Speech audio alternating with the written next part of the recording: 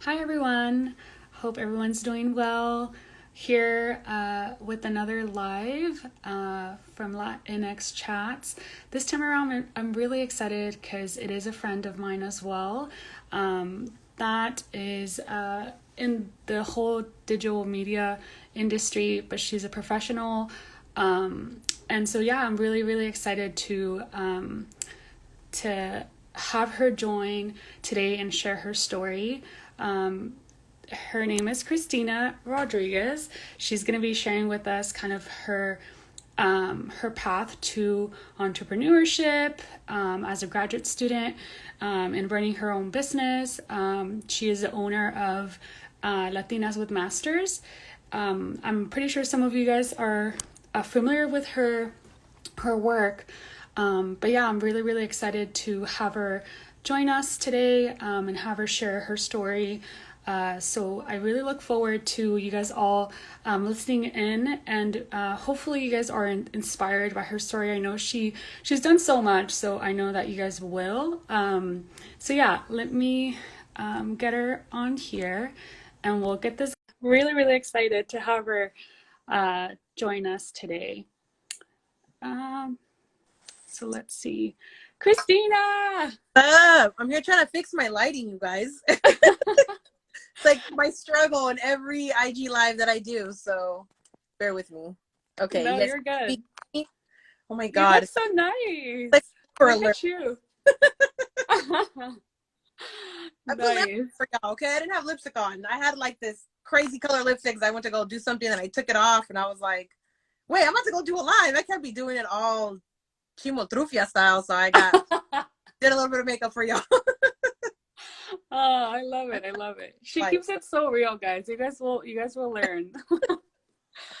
Well, first off, thank you so, so much for joining this path and really being willing to share your story and taking part of this whole interview and this whole segment that I have going.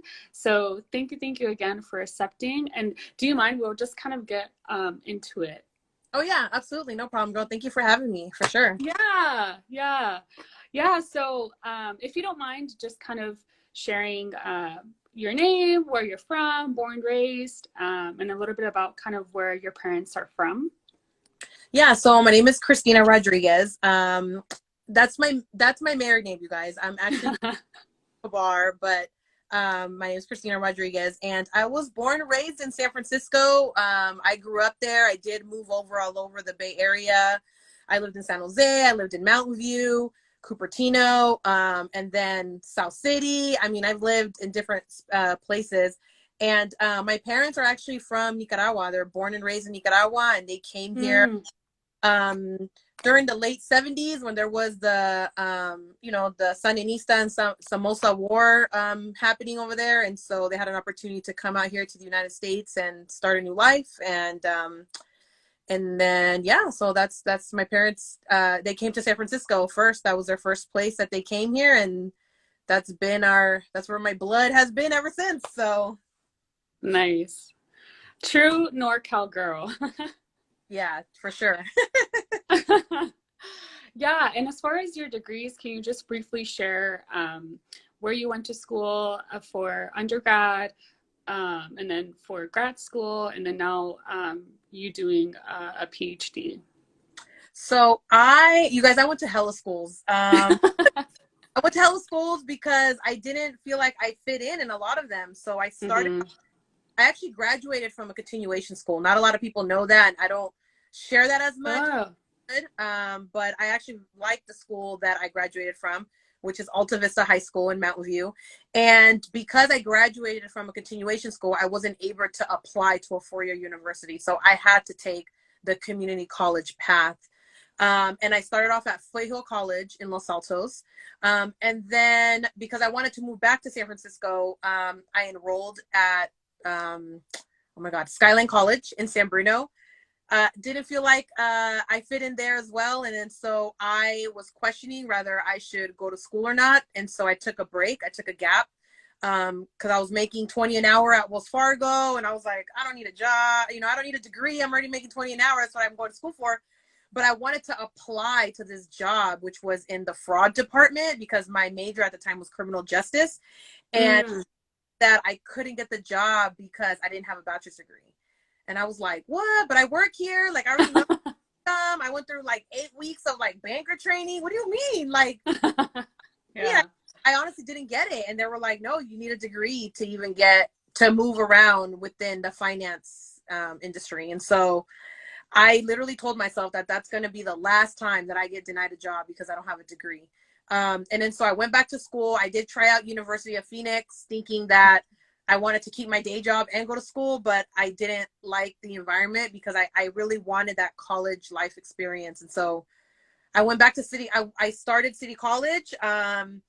And that was the best decision I've ever made. I hustled, like I grinded. I asked every counselor, every professor. I became obsessed with my transcript. I'm telling counselors like, no, I took that class. Nope, I didn't have to take a lab because I took astrology, whatever. I was just, so I made it to San Francisco State and I transferred over there, and I transferred with a major in Latino studies. Mainly because I started the Puente program, and the Puente program gave me the opportunity to learn about Latino authors and our Latino heritage and what that looks like for Salvadorians and Guatemalans. Because I can tell you the story of Nicaragua all day, but I don't know the other reasons why people come to the United States. And so I became very like, I wanted to be more informed, and I became passionate about hearing other people's stories, especially women. And so I graduated in Latino Studies, Raza Studies. It was called at SF State, but now it's called Latino Studies. And I had a family. I got married, and I took a break. And I had a resident where I was managing apartments at was asking me to get my master's degree. And I was, yeah, I'll do it in ethnic studies. I'll do it in Latino studies. She's like, no, you need to do business. And I was like, what? I don't like business. Like, why would I do business? I didn't do it for my undergrad. Why would I do it for my master's? But she was like, you are a businesswoman. You manage a multi-million-dollar asset. You do operations, you do sales, you do marketing, you do customer service, you manage people. I mean, everything in a business. You do it all. Yeah. And I was like, you know what? You're right. And so I asked her for my letter of recommendation, right? I asked her for my letter of recommendation, and I got into Notre Dame de Namur University in Belmont, California. And I got my master's there. So I got my master's with an emphasis in marketing. And then I took another break. I bought a house in Vallejo, and, I was pregnant during grad school. So I had my son, and I decided to go back to school. It's something that I've always wanted to do. I knew I wanted to get my doctorate degree because I knew it was like the highest other than being a lawyer. Right. Right. And I was deciding, like, should I go to law school? Like, should I get my GED, and so then I was applying to all these doctorate programs, going through all that procedure again. And then I did get accepted to a few colleges, but then I was like, I don't know, because I'm, I have a family now, and it's different with 2 kids now, and I was commuting. So I didn't know what my time management was going to be. The situation with George Floyd happened, and I said, you know what? I didn't feel right just sitting here and watching that shit happen. Like, I really feel like I need to do something about something. Like, I know that there's problems within the Latino culture and the way that women with equal pay and social justice, and the list goes on and on, right, of how we're suppressed. And so I think that was my motivating drive to accept the invitation to the Doctorate in Educational Leadership program at Mills College in Oakland, California, which is also like the Bay Area, also has like liberal roots, has a lot of, protesting power there as well. So I was like, perfect, that works great for me. And I like that because I want, just to tell you real quick, is that I went to San Francisco State, I went to City College, my professors, my colleagues, they all look like me, right? It was very diverse. And then I go get my master's, and my professors and my colleagues don't look like me. I think it was like maybe the last semester where I saw one Latina, and I was like holding her on to dear life. She was Guatemalan, and I was like, yeah, girl, we're going to graduate together. And there was Filipinos, there was other like Asian diversity there, but like Latinos, like there wasn't, girl. And so so I was able to navigate those spaces. So then I told myself, for my doctorate degree, what space do I want to be in? Like, what space do I want to belong to? And so I made more of a conscious decision as to where I wanted to apply to and the reputation of a school. Because although, yes, I'm applying and yes, I have to like show all this, you know, all these things that I'm doing, it's also an interview for me to spend my dollars at your university too, you know? So I also was doing the interviewing and the questions and all that stuff. So I'm happy that I chose Mills College because of the reputation of it. Yeah. And I think throughout kind of your process from like undergrad up to now, do you feel like you've always kind of been given the resources that you need to be like a successful student? Or do you feel like sometimes it's kind of lacked in a way? I already know the answer. No, I was not giving any resources. Yeah. I navigated it on my own. I legit winged it. I'm not like Mm-hmm. talking to my therapist about this today, and she was asking me about, you know, navigating college, right? And Mm-hmm. as a mother and all that in between, right? And literally I was crying telling her this because I was like, damn, I feel like I'm always like proving something to someone. I'm proving my Mm-hmm. employer that I'm a good employee. I'm improving these universities that I'm doctorate material and that I have all these ideas, right? And then I'm proving to be a wife. I'm proving to be a mother. I'm proving to be a daughter. It's like all these spaces. And it's almost like if I were to like sum it up in like a sentence, it's like that one line in the Selena movie when they're talking about you got to be Mexican to the Mexicans and you got to be, you know, Americans to the Americans. It's exhausting. Mm-hmm. I'm exhausted. That's exactly how I feel. And Mm-hmm. I'm not gonna lie, I'm questioning whether I should be continuing because it's kicking my ass, you guys. Just a lot. It's making me reevaluate a lot of things in education, Mm-hmm. at work, in my personal life, who I want to invest money to, even when it comes to like these big corporations, you know? So it's a lot. It's a lot that I'm navigating. For sure, for sure. I definitely can relate to that. I feel like a lot of Latinos and Latinas and first generations students tend to kind of go through these issues while kind of navigating all these different systems and so I feel like, yeah, it's definitely a rough patch at times. But when you kind of make it, you're like, yes, I was able to do that, you know, with maybe not so much support. So I applaud you because you do so, so much. And we'll talk a little bit more about all the other things and that you kind of tapped into and what you're doing. But thank you. Thank you for sharing that. And thank you for being so real and so like just transparent with that. So if you don't mind, let's kind of dive into more of kind of your identity and like how that played out living here in the Bay Area and growing up kind of as a Latina here. How was that kind of for you? Um, you know, I feel like just like any place, you always have pride where you grew up. Like, you know, Mm-hmm. with the 831 Salinas, right? Like you were, I'm from Salinas. You guys were like busting out that Spanish, and I was like Yeah. Spanish. But no, like I'm from the Bay Area. I love being from San Francisco, and you know, I grew up with a lot of different situations. You know, I had a group of friends that their parents were divorced, and you know, they didn't have a lot of support because their parents worked multiple jobs, and so you know, they navigated life through the streets. You know, like literally Mm-hmm. being a mixed native and um you know, taking that life, you know. And then I had other group of friends that were like the complete opposite, right? Like they were like, no, you know, I'm not going to navigate it like that. I'm going to prove that not all Latinas are cholas, you know what I'm saying? And they did it that way. Yeah.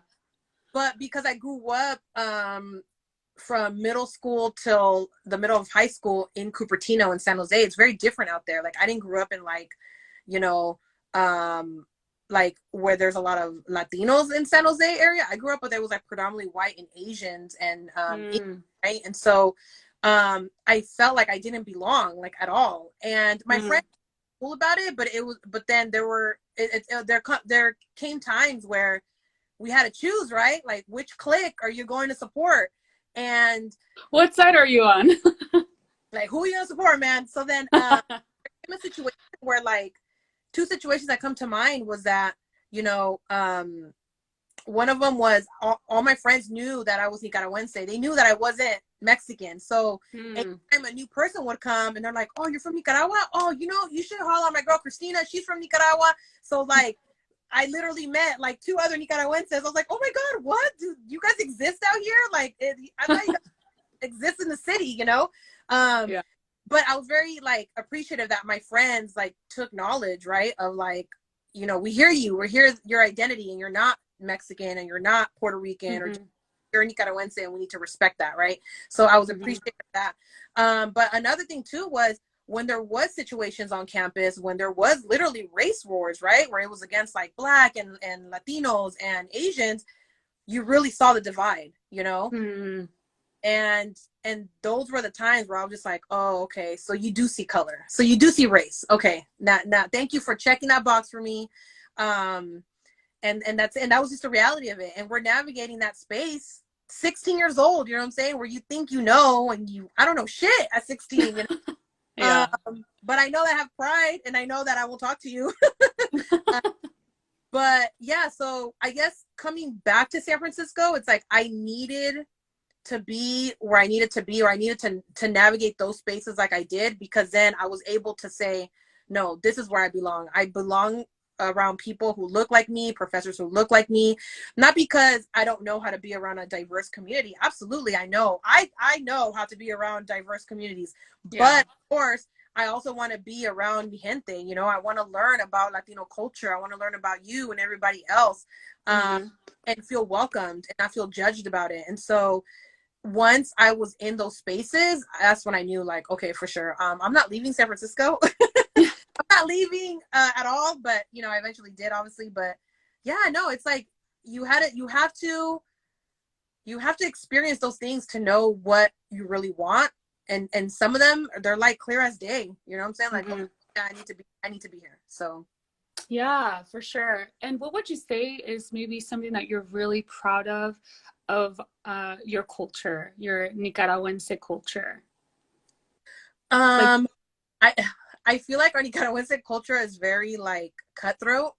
mm, And so, but one thing that I was able, when I did meet other Nicaraguenses, is, yeah, you'll get some Nicaraguenses, just like any culture, right? Sometimes you have like this, you feel like there's competition, right? Of like, I'm better Nicaraguense than other, like a lot of Nicaraguenses, and we all can still be cool and successful.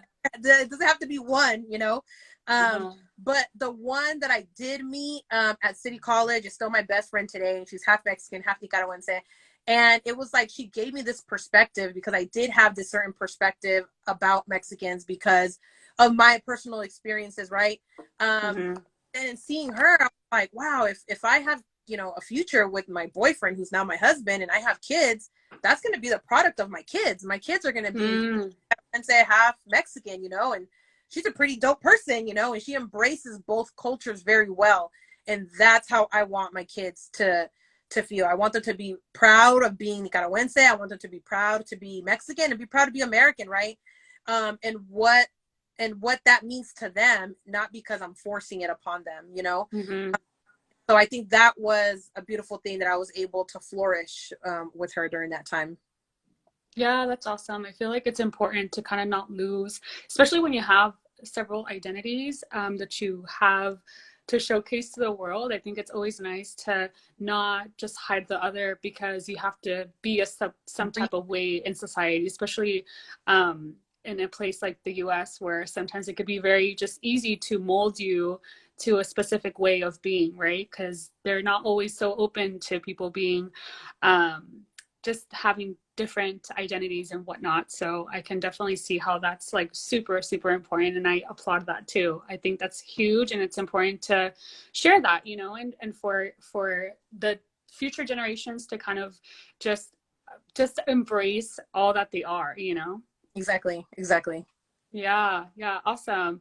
Cool. Well, then let's kind of dive into like your career world. So a little bit more. So what exactly is it that you're kind of doing currently? I mean, you're doing so much, but in regards to your 15 plus years in the marketing world, can you kind of share a little bit about kind of what you're doing with property management and then like the whole marketing side of things and kind of dive into that a little bit? Yeah. So when I started going to school, I started working at property management, so leasing apartments. And so my dad was already the maintenance supervisor in that field for a long time. You know, you don't listen to your parents until finally I listened to him and I was like, yeah, okay, I'll go apply, right? And I got the job, and so that was my first office job. Because I've worked at AT&T, I worked at Wells Fargo, I worked at all these retail jobs to get me through school, but that was like life experience of like a job that I had. So I started working through there, and then I started to notice that they were like opening up all these opportunities for me. They were promoting me, giving me properties on my own. And then I started to learn the in and outs of housing. I was like, oh, wait, there's free money out there? Wait, all you need to do is call Catholic Charities and tell them that you can't pay rent and they'll give you money. And there was people that knew how to work the system and unfortunately sometimes cheat the system. But at the end of the day, as a landlord, you just want rent, right? Like however you get rent, we just want the rent money. But then people were starting to tell me like, oh, I went to Catholic Charities, I went to Good Samaritan, I went to here and that, and I showed them the letter and they gave me the money. And so here's the money. So then I started kind of picking up on that. And so when residents would come to me and say, well, I don't have any money to pay rent, I would say, hey, go check out Catholic Charities, go check out Good Samaritan. And then they would come back and be like, oh, you're right, they gave me a check, or they're going to send you a check in a couple of days. And so I started to realize like I might have something here, you know, but I didn't know if I wanted to pursue that because I was going to school for Latino studies and I wanted to do immigration. Internships, one, that were unpaid, but two, I felt like they weren't really giving me the opportunity that I really need. And so I took a break from that. And when I took a break, again, is when property management was like, oh, you got your bachelor's degree? Okay, here's a property. Oh, here, you want to get your master's? Okay, we're going to give you 7 properties over here. So I felt like, unfortunately, there are companies and people out there that look at Latinos the way that they do, and that we're only of one type of job. But for the people that I came across with, me having these degrees, were like, oh, you have a master's now? Okay, great. You can do marketing now. So then I did to when I got my master's degree, I decided to do marketing on the back end, like through the corporate office, and not so much on the front end, which is the customer service, you know, front to front. And so be more of the support for the property managers and the regional managers and whoever. And there was an opportunity to apply for a marketing position. And it just so happened to be right next to my school at Notre Dame, and it ended up working out, and I've been there ever since.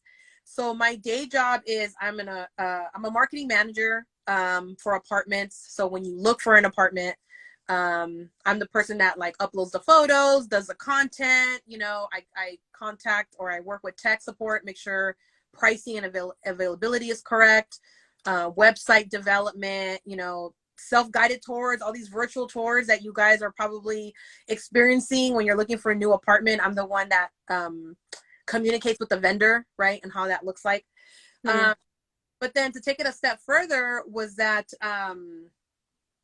I just did it. It just, like I said, housing just gave me that opportunity. And then when I got my master's, a lot of my friends were hitting me up like, hey, I'm trying to start the side hustle. I'm trying to do t-shirts. I'm trying to do earrings. I'm trying to do this and that. But I don't know anything about marketing. Like, how do I market my product? And so I started giving all these ideas. And then I'm like, wait, I can charge people for this. Like, hold up. Getting free marketing advice, right? And so they would pay me, right? They would give me free shirts, or they would give me whatever, but they would pay me.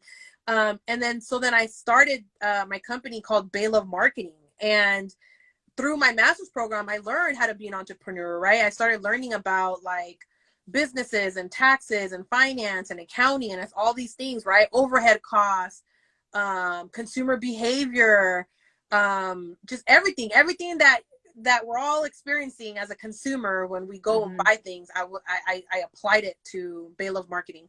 So I originally started to help like private landlords and a couple of apartment people, but then the really focus started to be of like Latinos not having access to someone to help with marketing. So I was helping a lot of Spanish speaking Latinos who needed assistance with social media, with Facebook, Nextdoor, you know, a website. LinkedIn, like everything, the whole package of what me and you deal with on a daily basis. There's someone out there that it's Yeah. like language to them, right? And I will remember this one situation where I came across a Latina and she did the same marketing stuff. And it's almost like she was, I mean, if you heard that expression, that crabs in a box, right? I felt like she was just like flickering me down just because we did the same thing. But I didn't look at it like that. I was like, okay, cool. You have a marketing business. I have a marketing business. Cool. You know what I'm saying? Like nothing wrong. But she was like, oh, you don't have your content in Spanish? And I was like, no, I don't. And she's like, but how do you communicate with customers? I said, I talk to them like this, like verbally. I speak Spanish. I just don't have my shit in Spanish, right? But Yeah. and so then she was like judging me for that. And I said, well, Mm. my clientele, yes, they're Spanish speaking and I do provide them content in Spanish, but it's not my main target audience, right? It just so happens that I get word of mouth referrals that say, oh, tengo un tío, tengo una tía, mi tía, this and that. Yeah, I'll do it. You know what I'm saying? But it's not my target audience. Like I'm not, boy, you know, my my Latinx community of what they don't know. I'm here to be a resource, a support. And so that's very, and then in my head, I'm thinking like, that's hella different than what you're doing, right? Because she was charging an arm for a leg for something that I was doing like pennies on the dollar. Like, you know, my thing was more like I wanted the experience and not necessarily to be charging people and exploit them. Right. So then with that marketing business, I still do that. I still help a lot of, you know, business owners, a lot of word of mouth. A lot of people hit me up, but then I'm starting to see that it's transitioning from small business to education, right? So with that being said, when I started my doctorate degree and I wanted to create a support system that I didn't have when I was getting my master's, right? I said, okay, well, let me start an Instagram page and let me see how many people are looking to get their master's or to get their doctorate degree, because I can help you with the master's, but I'm navigating doctorate degree. And I feel that all of like the trials and tribulations that I went through Bail of Marketing, I was able to like apply it with Latinas with Masters. So the shit that right with Bail of Marketing, I'm like, I'm not gonna do that over here because I tried it and it didn't work. So I'm gonna try something else. You know, this thing did work, so I'm gonna continue to do this. And so with that type of mindset, I mean, Latinas with Masters kind of took off on its own. Like a lot of people were like, hey, you know, like this is such a great page. And I love it. I love it because it's authentic and it represents me, it represents you, it represents everyone. But on the back end, I'm here trying to figure out like, how do I continue this to be a, you know, successful? Because it's like, again, going through what I went through with Bail of Marketing, I didn't know anything and I didn't have a mentor of any sort. I kind of just applied my schoolwork into my job, you know? But again, it gave me a roadmap, you know, of how to start a business, on coaching individuals. And so that's what I took out of my master's program. And so, yeah, that's kind of with that question, I guess.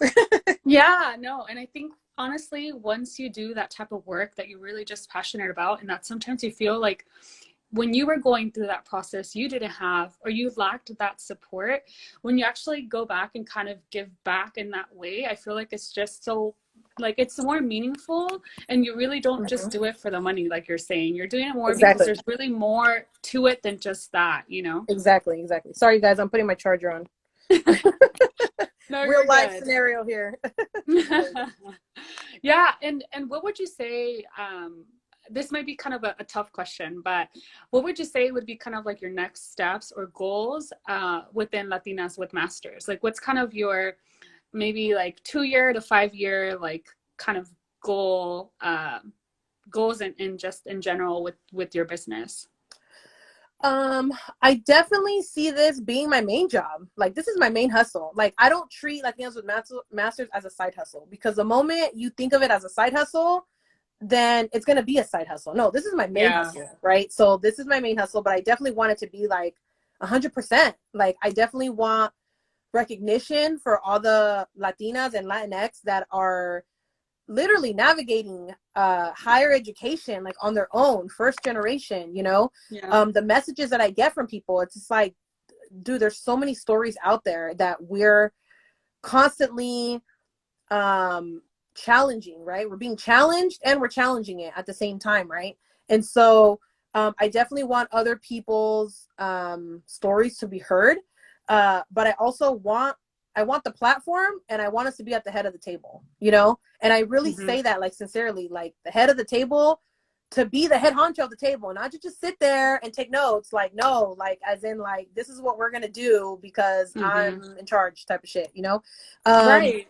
and I literally believe in that. I literally, you know, would like to do that. So I'm constantly like networking with higher institutions, with companies.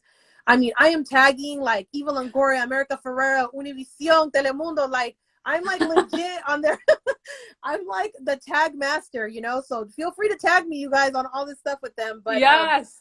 I Yes. definitely, you know, I definitely feel like we have something here, even within the group of friends that we've created on here and everybody on Mm-hmm. social media.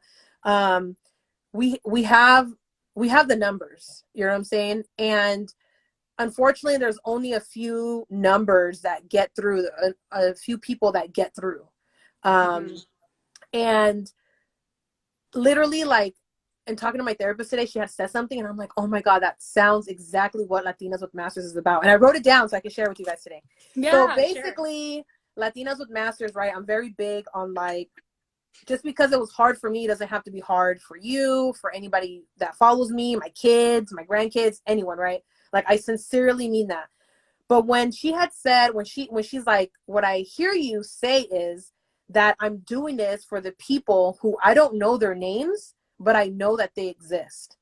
And this is Mm. exactly what I'm talking about. Is I'm meeting a lot of people with Yeah. Latinas with Masters that are like, hey, you don't know me, but you know, you don't understand how like this page inspired me, or I thought about getting my master's and I'm seeing all these other group of women get their masters, and so I decided to go for it, and I got in. You know what I'm saying? Like, that's the shit that I'm doing. Like, that's the shit that I wish I had, you know?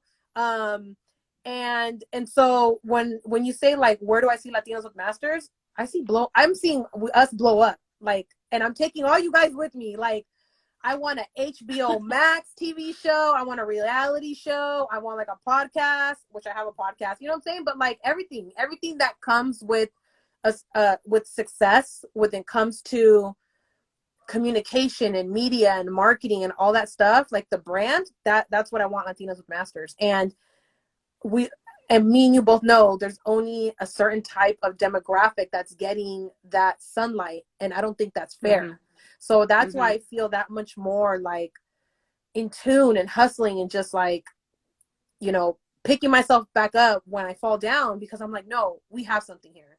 Like, I'm Right. applying to jobs and they're telling me like, oh, thank you, I think you're doing great, but you don't have any higher education experience, which is why I posted that particular Oh IG yeah. story that somebody posted, because I'm like, okay, I can't have higher education experience if you don't hire me to work in a higher education, but you're so big on fucking diversity. Get the fuck out of here with that shit. Yeah. That's exactly how I feel. And that's exactly what we're all navigating. And we got to call it for what it is. Like, Mm-hmm.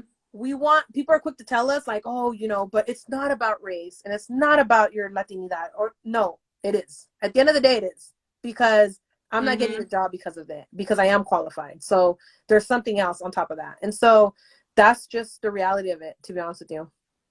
Yeah, no, I definitely could agree. I mean, I also I'm in higher ed as well, and diving into it, I mean, I really just kind of took a shot. I didn't have any higher ed experience when I started the whole journey, but they gave me the opportunity. Thank God, and they Mm-hmm. believed in my story because it really felt like I really want to be in these spaces because I feel like when I was going through it, I lacked so many different just resources and support to just navigate through undergrad, Mm-hmm. that now that I'm in this space and I'm helping students kind of just applying and navigating through that whole admission process, I feel like there's a reason now why I'm here, and the purpose behind it is really like, okay, this is my mission to really help these students, you know. And so Mm-hmm. I feel like it's so much, it creates so much impact when you really do help and give back, knowing how of a struggle it was for you, you know, going through Mm-hmm. that yourself. Exactly.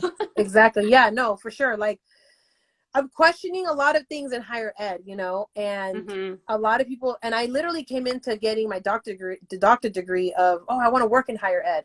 But now I'm like, I honestly believe that everything happens for a reason. And I feel that God is, you know, putting me in front of people and spaces for a reason. And I don't know, you guys, I feel like I'm here to be a disruptor. I don't think I'm here to like be in admissions and like I'm here to like question shit. And there's one particular thing that I'm very passionate about, and it's definitely with housing and higher education and merging those two together. And I'm constantly like trying to fight that battle and trying to make people understand that students can't decide where to go to school if they don't have a roof over their head.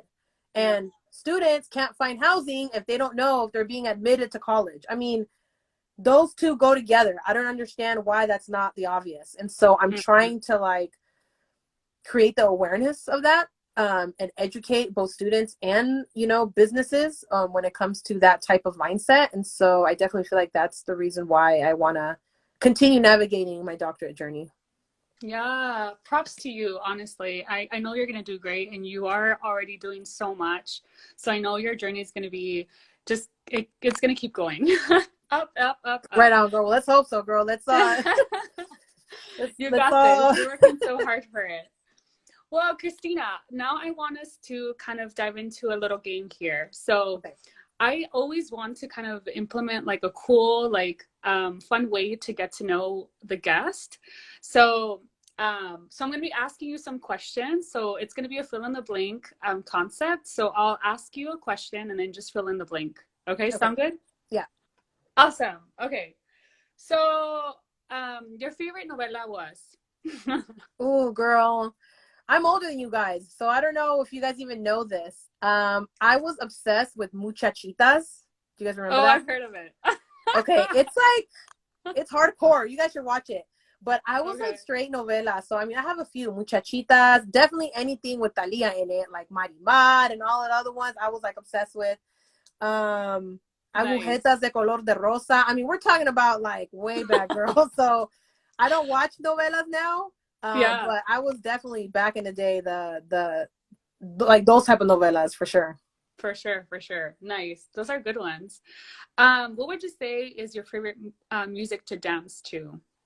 Oh, girl. Other than like ratchet music? No, I'm just kidding. I love salsa, and I love like the old, I mean, I love Mark Anthony salsa, but I love like old school salsa. So like definitely like the Hector Lavoe, the Grupo Nietzsche, like Frankie Ruiz. Like we're talking about like that romantic salsa, but also that like original salsa from like New York. So that's what I love dancing to. Nice. Those are good choices. Okay, this is a really cool one, I think, and funny. What would you say is your Latina mom like favorite phrase? Oh like, my God, girl. What did I just hear? Maybe like an hour ago. No, my mom's at work, so I didn't hear nothing today. What is my favorite mom? That is so funny. Like Latina mom phrase, you know? Okay. It's always like the same ones. It's so funny. So I've heard my mom say this, which I know came from my grandma, because I know for sure my grandma told me this. But they used to say, like, limpia tu cosa porque hoy no vino la empleada. And I'm like, we have a maid? And obviously it was like, pick up your shit because I'm not going to do it for you. But I was like, what? We have a maid? No way. Like, I was a smart ass when I was little. But I would hear that a lot. Like, recoge tu cosa que hoy no vino la empleada. Oh, no soy tu hermana. Anytime I would like raise my voice, like, I'm not your sister. Don't talk to me like I'm your sister. I'm your mother. So you have to like respect me. And I think the one Ben Hameen said yesterday was hilarious, which I hear this every day, is cuando yo me muera. I'm like, oh my God. The cuando yo me muera, you know, van a saber and all this other stuff. Yeah, I get that a lot. That's probably the number one. I get a lot out of everything. So no, seriously, I think it's so common in our Latina like world for sure. A lot of our moms have kind of like the same like mold, I guess, right? They all somehow like manage to know all like the passed down generation to generation like phrase, you know? For sure. Yeah, for sure. Yeah. Awesome. So what would you prefer? Do you prefer bachata or reggaeton? Ooh, girl, I'm a reggaeton girl. Yeah. My Yes. sister's more like bachata. I say bachata, but Bachata. um I don't know. At first, I used to like hate on bachata. I'm not gonna lie, just because everybody was like on it. Everybody loved Aventura and all this other stuff, and I was kind of like, dude, like hop off. You're like swinging hard. But then after a while, like I learned to like it, and I was like, I mean, it's alright. Like I like Mhm. it, you know. But I was like original reggaeton. Like I remember my cousins moved to Florida to Orlando, and I heard reggaeton out there first. So when it came out here, I was like, Oh. oh, I heard the song already. I heard Don Omar. I heard Tego. I've heard all these people, right? So I would Uh-huh. always hear the original reggaeton stuff first. But I went to like the Daddy Yankee concerts. I remember they had it at the Cal Palace, and like Evie Queen was there, like all the Nice. original like old school reggaeton, Wisin and Yandel, all them. Like we would Yeah. go there, try to be front row and shit, you know. Um, but recently, obviously before COVID, Evie Queen went to Rocapulco in San Francisco, and so we saw her, and it was more like an intimate setting, which was cool because it was at a club, and I Mm. liked it. I liked it because it brought back memories. Like, damn, I was going to college. I was like working at Home Depot, and then trying to like mash to the city to go to school, like and I was bumping even Queen, so it was like it was a nice moment. Nice, nice. I like that. Yeah, those are like way like the pioneers kind of the whole Oh, girl, it's reggaeton girl like pioneer. Like I'm old, you guys. I'm sorry. She's like, ooh, that yeah, was all like VIP. centuries ago. Like I don't think Bad Bunny was alive. I don't even think he was like he was like a baby. He was like Kind Little of, I Bunny. He guess. wasn't even Bad Bunny yet.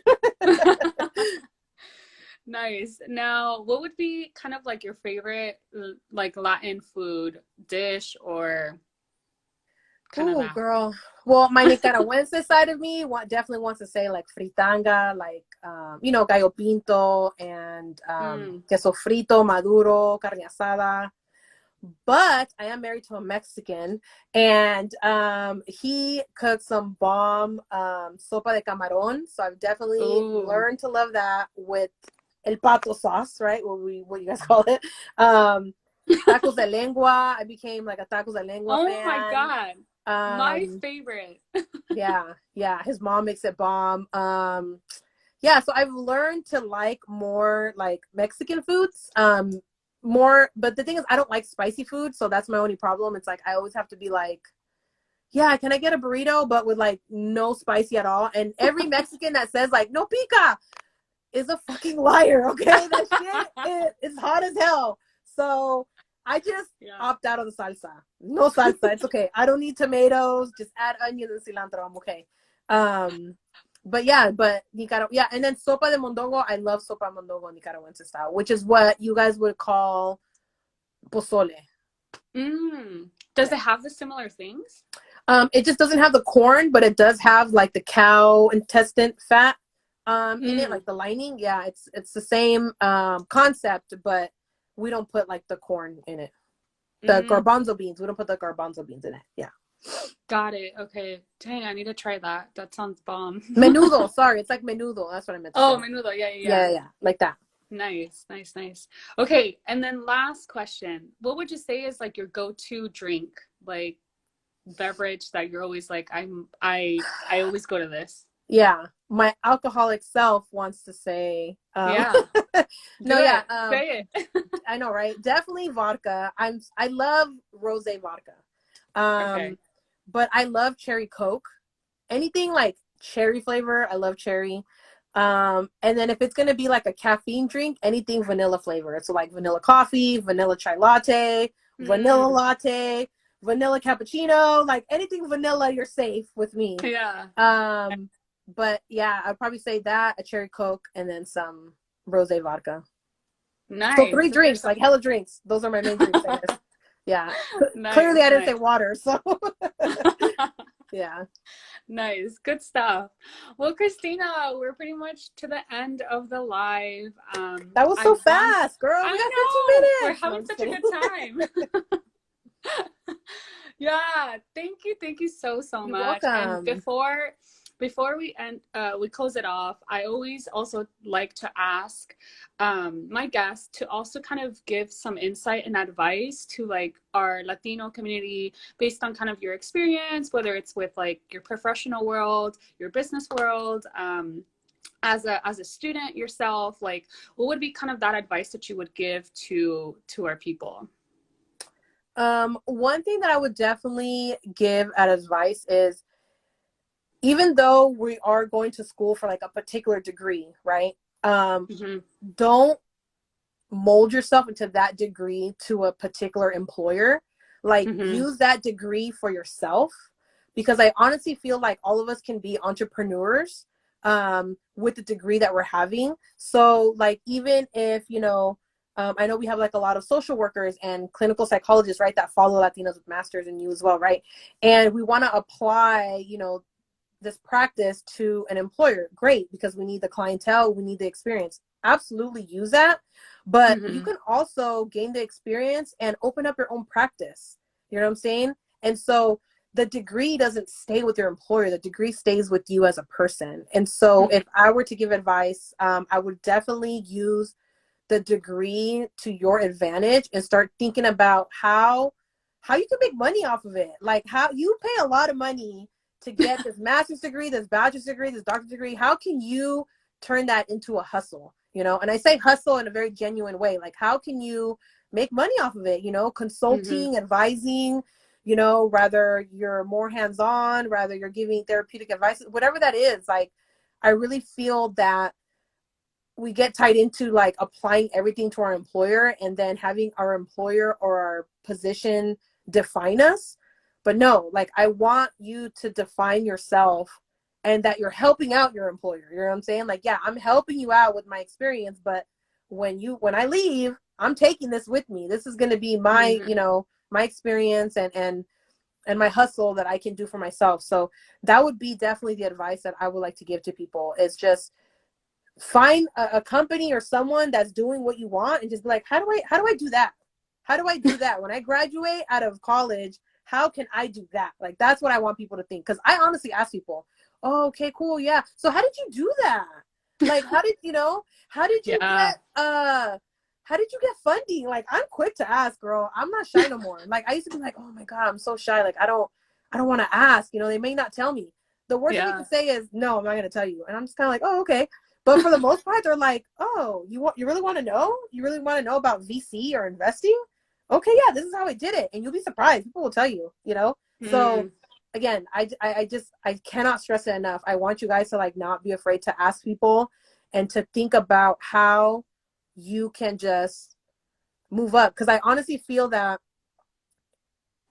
what we're creating, me and you and everybody, and on social media, and everybody that's going to school, it's more than just a degree. It's legit a movement. You know what I'm saying? And Mm-hmm. I'm really working on getting those numbers up. I'm really here to motivate you guys, and whatever support you need from us to get through that phase, we'll help. I'll also ask for help if I need to. But yeah, I really feel that if we stick together, we can make those numbers go up and support each other, because you never know who you're going to meet. Later on down the line, I might need a bank loan. You're working at a bank, and I'm like, hey, what's up, girl? Like, remember when we did that IG live together? I'm gonna need you to like help me out with the loan. You just never know. So I definitely want people to Yeah. also consider networking and like being outside of their comfort zone of meeting people. And just because it's not in the same industry, who cares?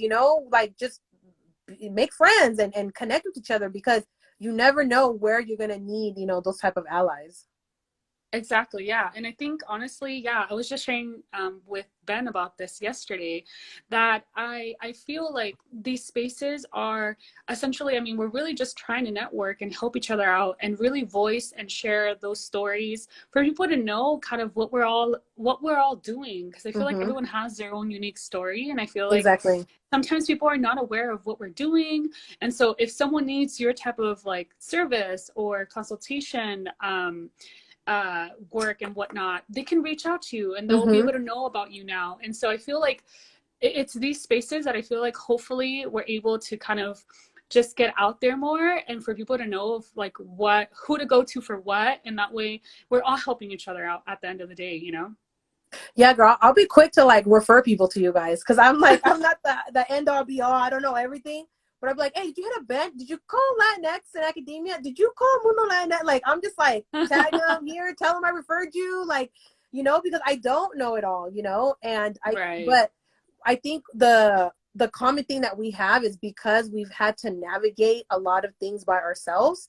We know Mm-hmm. that we can just ask and lean on each other now and be like, oh, okay, yeah, you know, ask her because she works K through 12, or ask him because he's a college advisor. You know what I'm saying? Like, versus Mm-hmm. before, we didn't know anybody, or we entrusted in the higher education community to give us these resources, and they really didn't. You know what I'm saying? And Mm-hmm. so I'm glad that we're able to connect and refer each other and share the same space, because there's plenty of room for all of us to grow and be successful. Yep.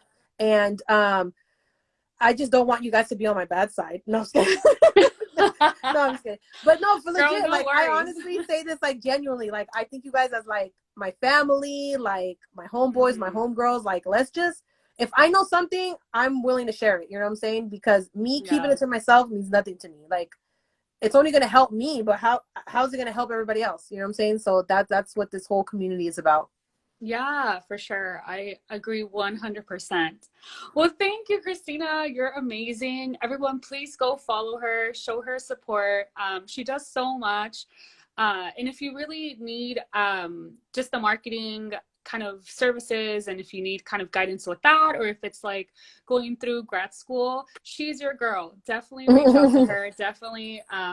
She has so much resources. So definitely reach out to us. We're here to help each other out, especially a Latino to Latina. But it doesn't just have to be our gente. It could be like anyone Exactly. else, right? Absolutely. So And I thank you speak again, Spanish too, you Christina. guys. You just have to get it Sí, out of me. Like, Cristina habla español. I was like, oh my God, I feel like I'm watching like a telenovela. Like, you guys were like on it, strong. I'm like, oh my God, I'm about to freak out. That's why I text you like, hey, I can speak Spanglish if you want me to. I just get nervous. That's it. I just get nervous. Because then No, I'm you're like good. legit that one TikTok or meme where the guy's like, oh yeah, yo hablo español. And then he's like I think he's in the room with like his mom at the doctor's. And he's like, porque, ¿cómo se dice el de este? Like, I legit feel like I'm like that. Like, I can walk you up and I'm like, oh, then it's going to be a cliffhanger because I don't know how to say a medical term or a legal term in Spanish. Like, when have I used that term in my life? Never. Until Right. today. Like, I don't know that. So I constantly feel like I'm like, oh, I don't know how to say that in Spanish. Great. I'm going to have to look that up now. So, but just giving props to you guys. I loved your live yesterday, by the way. So, Yeah. Oh, thank you. Thank you so much. Well, yeah. thank you so much, girl. Thank you for the support. Thank you for being so real, for sharing your story with all of us. I know it's going to be really inspiring to many. And thank you again for all that you do. Honestly, thank you. There you go, Ben. Yeah, Latinas con what is it? Con Maestrías? I don't even know. maestría. See, I don't even know how to freaking say that. When have I said masters in Spanish? Now I'm gonna have to like perfect it and say it all the time. So, oh my God. You But got thank you this. guys. No, thank you everyone for watching us and for listening to my story for like the billionth time. But yeah, I'm here to support you guys, whatever you guys need. So just hit us up. Yes. Awesome. Take care. You too, girl. All right. Bye. Bye. Thank you. Bye bye.